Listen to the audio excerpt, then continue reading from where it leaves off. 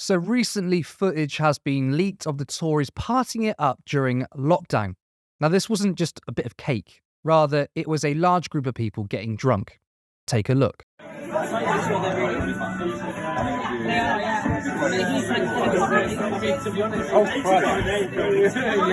not her boyfriend.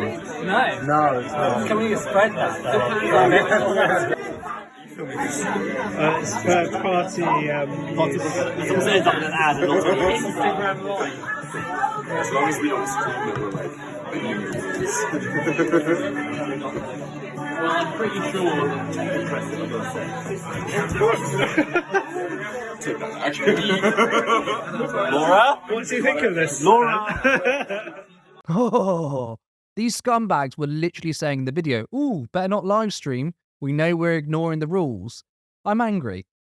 I'm angry. Not just because a group of people ignored the rules, but because these people decided the policies, told others what they should do, would punish those who broke the rules, and then did it themselves, all the while laughing about it. I'm not going to condemn your average Joe for breaking the rules once, maybe twice. At the end of the day, it wasn't their decision. I understand younger people who may have snuck out to parties because mental health is important. It's the fact that those in power, the ones who made the damn rules, are abusing them. Now contrast that video with this one. Warning, it's a bit hard to listen to. 3 years ago, when COVID first started, you'll have to excuse me if I get upset because I am. My husband and I, my daughter was distressed. She lived in Worcestershire.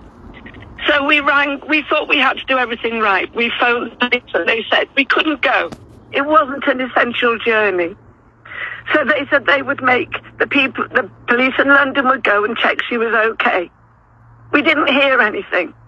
So we waited all day. I rang the police again and they said, just wait, we'll get back to you. So at some point later that day, they got back to us and our daughter had killed herself. And we couldn't go there to see her. And then even on the day that only 3 of us could go to the funeral, the police told us because we couldn't make another visit, we had to empty her flat the same day as the funeral. And then we came back and we saw those people smirking, saying it wasn't a party.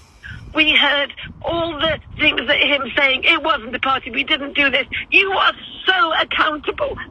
My daughter was dead while they were doing their parties. And I will never, never, ever forgive the government for doing that.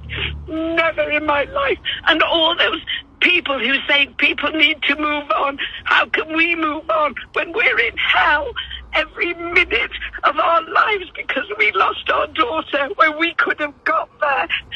It's just wicked. It's trivial, blathering. That's it right there. That's why people are angry. If some random person broke the rules, again, that doesn't really annoy me because the public didn't force families to not see their loved ones, like in a harrowing story like this one. But the government made it that this poor woman couldn't see her late daughter, yet through it all, they partied, broke rules, and laughed at us.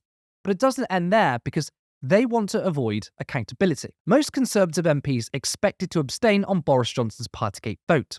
A significant number of Conservative MPs are expected to abstain from Monday's vote on sanctions against Boris Johnson, which would guarantee the motion being passed after the Privileges Committee concluded that the former Prime Minister misled the Commons over what he knew about lockdown parties in Downing Street. MPs will vote on Monday on whether to endorse the report's sanctions.